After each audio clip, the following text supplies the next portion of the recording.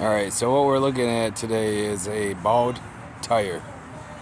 That's the, this right here is the inner side of the tire. That's the outer side of the tire. What caused that? I'll show you in a second. Alright, so you can see the ball joint is shot, ripped. As you can see, that should not be that way. So what I had to do is, on this 09 HHR, I had to take the whole control unit off. This right here, if you actually look at that too, it is really bad right here. It's ripped. Cracking and ripped. There's a lot of clunking with this vehicle. It's my vehicle. So I'm not excited. But I'm going to show you what the new one looks like in just a second. So really for this job, you're going to need a nice impact drill. Something with some torque. You're going to need a 21 millimeter socket, ratchet, 15 millimeter socket, and a 16 millimeter socket.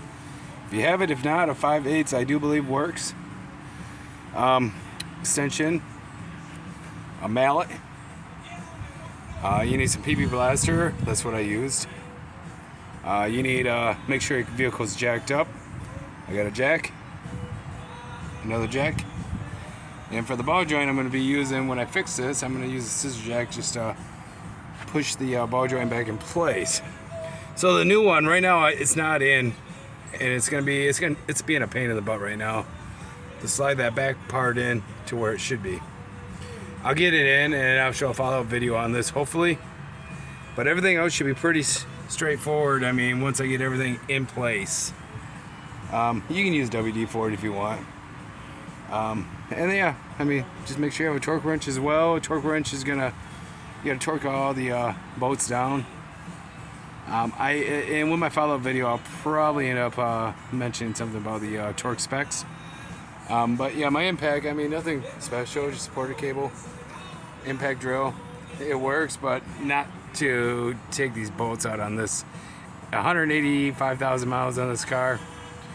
No, I had to have somebody else bring a drill over for me. But other than that, it's pretty. You can save yourself probably $400 or $500 from going to the garage.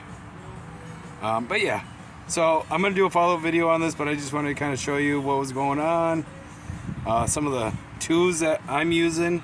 And they don't have to be snap-on or anything like that. Just some standard metric size sockets, a ratchet, an extension. I have a 12-inch extension wand, and a mallet, a rubber mallet. That's about it. And save those little parts there. That's about it. Right now, this is where I'm at on this project. I mean, I'm probably maybe 5 hours into it. I'm getting a little frustrated. I'm taking a break right now. So yeah, I'll show you a follow-up video on what it looks like when it's put together, and then the passenger side I'm going to redo, and I'm going to show you the full video on that. This one I got into it already too late to even show you anything, but I should probably replace my rotor and my caliper as well. Maybe my outer tie rod here soon, and sway bar seems to be pretty sturdy.